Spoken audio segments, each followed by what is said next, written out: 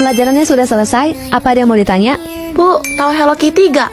Tahu dong, kamu suka. Banget. Tapi kamu tahu nggak, ada kisah menyeramkan tentang asal-usul karakter lucu itu? Serius, Bu? Konon katanya, karakter Hello Kitty diciptakan pada tahun 1970 oleh seorang wanita yang memiliki anak perempuan berusia 14 tahun. Terus? Sang anak divonis menderita kanker mulut oleh dokter dan tidak dapat disembuhkan. Kasiannya. Segala upaya telah ibu itu lakukan agar putrinya sembuh, tapi tidak membuahkan hasil. Sampai akhirnya ia putus asa dan memutuskan untuk melakukan ritual perjanjian dengan iblis. Demi menyembuhkan putrinya, iblis meminta bayaran. Bayaran? Sang ibu harus menciptakan karakter yang menarik perhatian anak-anak di seluruh dunia. Iya, karakter Hello Kitty sengaja dibuat tidak memiliki mulut. Hal ini mengingatkan kita kepada putrinya yang menderita kanker mulut. Jadi itu alasannya. Selain itu, kata Kitty juga diartikan iblis dalam bahasa Cina. Sehingga Hello Kitty bisa diartikan sebagai halo iblis. Pelajaran kita sudah selesai. Oh ya, kalian mau study tour ya? Ya, Bu, kita berangkat besok naik bis. Hei Tayo, dia bis kecil ramah.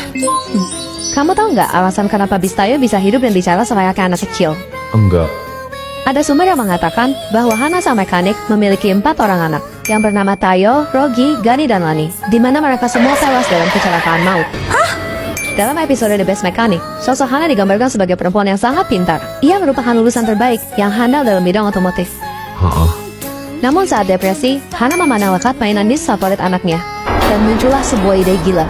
Ia lalu memikirkan cara untuk menghidupkan kembali keluarganya. Emangnya bisa? Hana memindahkan kesadaran mereka dengan bantuan teknologi AI. Tak lupa juga, Hana mendownload ingatan mereka yang diambil dari mayat suami dan keempat anaknya ke dalam masing-masing bis. Astaga.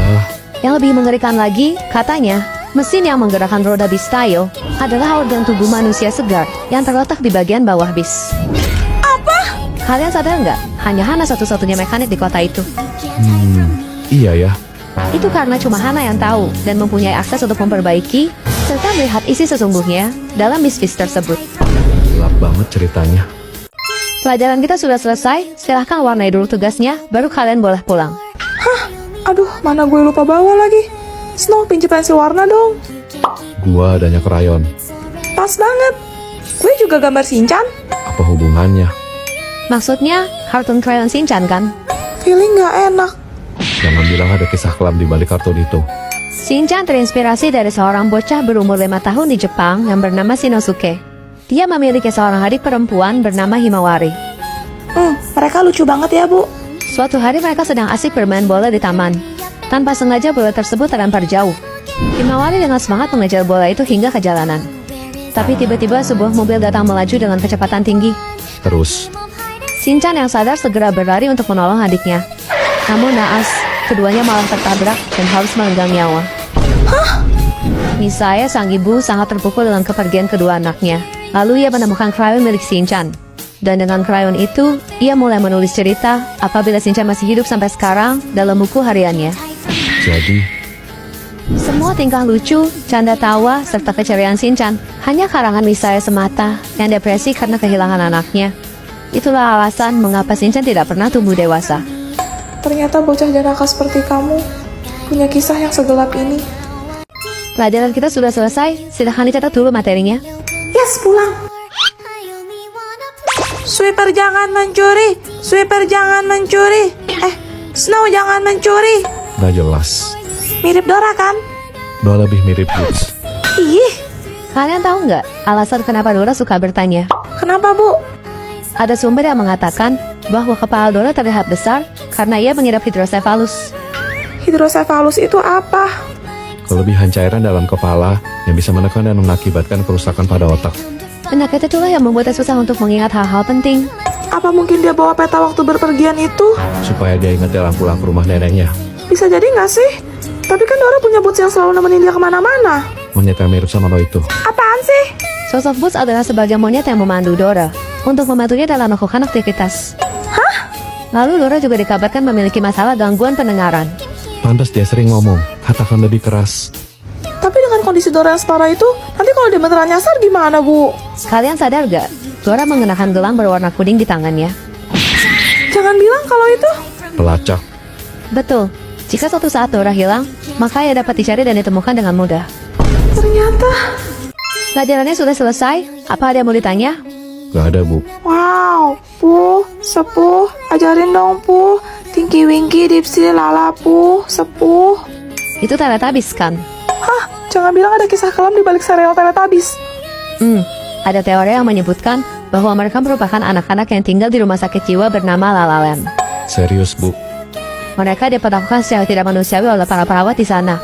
Tinky Winky yang pada saat itu masih berusia 7 tahun, sering diikat di pagar, hingga badannya kedinginan dan berwarna biru keunguan. Terus, Bu, Dipsy berumur 6 tahun. Ia menderita kejang parah dan sering muntah, tapi perawat di sana mengabaikannya, sampai wajahnya tergenang oleh muntahannya sendiri. jadi itu alasannya kenapa wajahnya terlihat agak kotor. Lalu warna hijau itu identik dengan... Muntah. Betul, Lala dikabarkan lahir dengan kondisi cacat. Wajahnya bengkok seperti antenanya. Lalu secara kejam ia dikurung dalam ruangan tertutup yang gelap tanpa cahaya matahari sedikit pun selama 5 tahun. Jadi warna kuning itu melambangkan. matahari. Terakhir, Po, bocah 3 tahun yang secara sengaja dilempar ke dalam tungku perapian panas oleh perawat yang tidak sabar menghadapinya. Hah, jangan bilang warna merah menyala Po itu. Karena kulitnya terbakar api. Astaga, malang banget. Pelajarannya sudah selesai. Sekarang yang kasih kuis ya. Yang bisa jawab boleh langsung pulang. Seronoknya. Guru dalam bahasa Melayu disebut Cikgu. Betul. Persis Ipin. Ih, aku maunya jadi Mei-Mei, Ma. Oh iya, kalian tahu berita tentang penemuan makam Upin Ipin yang ramai beredar di internet? Serius, Bu. Duh, si ibu jangan nakutin lah. Juliet. Hah, ini beneran, Bu? Ada kabar yang mengatakan bahwa Upin dan Ipin mengalami kecelakaan saat hendak berkunjung ke rumah opa neneknya. Terus, Kecelakaan tersebut mengakibatkan kedua orang tua, Rose dan Upin meninggal di tempat. Sementara Ipin terbaring koma di rumah sakit dan meninggal 1 tahun kemudian. Di nisan tertulis, Upin wafat pada tanggal 6 Agustus 1995. Sedangkan Ipin 2 April 1996. kok bisa pas banget gitu ya? Rasa bersalah serta duka opa yang teramat dalam karena kehilangan orang terkasih menyebabkan dia berakhir tidak dapat mengendalikan akal sehatnya lagi. Lalu nasib Opa gimana, Bu? Demi dapat melanjutkan hidup, opa membayangkan Upin dan Ipin masih sehat dan ceria seperti di dalam kartun. Walaupun kenyataannya itu hanya dalam angan opa semata. Astaga. Pelajaran kita sudah selesai. Kalian bebas ngapain aja asal jangan berisik. Yes. Andai aku punya Doraemon. Halu. Biar apa? Biarin. No, benar Juliet. Hah? Nobita terinspirasi dari seorang anak di Jepang yang lemah, cengeng, dan sering dibully hingga ia mengidap penyakit skizofrenia. Skizo apa? Itu gangguan mental yang bikin penderitanya berimajinasi gitu. Betul, Doraemon, robot kucing canggih yang datang dari abad 21, ternyata hanya teman khayalan Nobita. Serius? Karena itu, teman-temannya kerap mengejek Nobita yang terlihat aneh, di mana ia suka bicara sendiri atau berinteraksi dengan Doraemon yang tidak dapat dilihat oleh orang lain. Terus? Keadaan mental Nobita kian memburuk, hingga ia memutuskan untuk mengakhiri hidupnya sendiri di usia 16 tahun. Kasian banget. Itulah alasan kenapa karakter Nobita dalam kartun Doraemon tidak pernah tumbuh dewasa. Jadi Nobita di dunia nyata dan di dalam kartun sama-sama kesepian. Semoga kamu tenang ya. Pelajaran kita sudah selesai. Oh iya, kalian bukannya ada persiapan untuk prom night? Iya, Bu, nanti aku bakal dansa sama Pangeran Snow kayak Cinderella. Ada. Kamu tahu nggak? Aslinya, Cinderella tidak baik hati, seperti yang dikisahkan dalam dongeng. Nah loh, Ada ratusan versi mengenai cerita Cinderella, tapi yang ditulis Brother Grimm berjudul Ashem Tale atau Gadis Abu adalah yang paling mengerikan. Kenapa, Bu? Sebenarnya, ayah Cinderella tidak meninggal, tapi bahkan dia tidak membela Cinderella saat ia disiksa ibu dan kakak-kakak tirinya. suami takut istri. Utusan kerajaan pun mengumumkan kalau pangeran akan mengadakan pesta dasu sebanyak 3 kali demi mencari permaisuri. Terus? Lalu sosok ibu peri tidak pernah ada. Melainkan pohon ajaiblah yang membantu Cinderella dengan memberikan 3 buah gaun lengkap beserta sepatunya untuk ia pakai ke istana. Seperti yang kita tahu, Cinderella harus pulang sebelum jam 12 malam. Kalau tidak, sihirnya akan menghilang. Jadi pangeran berusaha keras untuk menangkap Cinderella dengan berbagai cara. Mulai dari memberikan jejak lumpur, sampai meletakkan semen aspal. Tapi walaupun Cinderella terjebak, ia mengalahkan 11 sepatunya dan tetap berhasil kabur. Iya. Berbekal sepatu itulah, pangeran mencari keberadaan Cinderella dengan mencocokkan pada seluruh kaki perempuan yang ada di negerinya. Ribet ya. Saat rombongan pangeran sampai ke rumah Cinderella, ternyata ibu tirinya yang licik sudah memerintahkan putri pertamanya untuk memotong jari kakinya, sedangkan putri kedua untuk memotong tumitnya. supaya ukuran kaki mereka bisa pas dan masuk ke dalam sepatu. Cinderella yang melihat kecurangan itu lalu mengeluarkan pasangan sepatunya yang lain. Pangeran pun sontak mengenali Cinderella dan memutuskan untuk menjadikan Cinderella sebagai istri. Bagus dong. Tapi tiba-tiba datang sekumpulan merpati yang mematuk mata kedua kakak tirinya hingga mereka buta. Kemudian Cinderella mengajukan syarat pada pangeran untuk menghabisi ibu tirinya di hari pernikahan mereka. Astaga, kok ceritanya jadi gelap banget? Mulai hari ini setiap malam Jumat aku bakal bawain program Potmis. Dan aku udah ngundang bintang tamu pertama kita ke studio buat menceritakan kisah misteri dari seluruh dunia. Selamat malam, Snow. Malam. Silahkan. Lo tahu kisah tentang stasiun gaib di Jepang yang dinamain Stasiun Kisaragi? Enggak.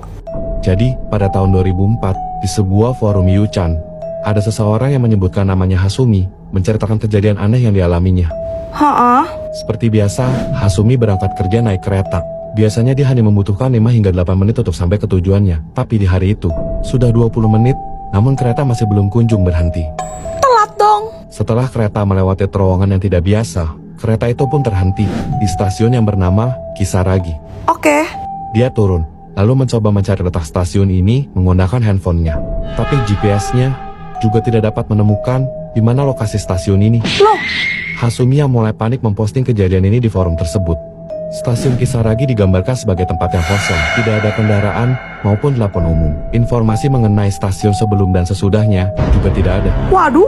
Untungnya, Hasumi masih bisa menelepon kedua orang tuanya. Sayangnya, mereka juga tidak tahu di mana stasiun Kisaragi ini. Terus? Akhirnya Hasumi memutuskan untuk berjalan kaki, menelusuri rel berbalik melewati terowongan tadi. Tapi, dia tidak pernah kembali lagi setelah kejadian itu. Jadi Hasumi hilang sampai sekarang? Kok bisa sih? Bentar. Jangan-jangan terowongan itu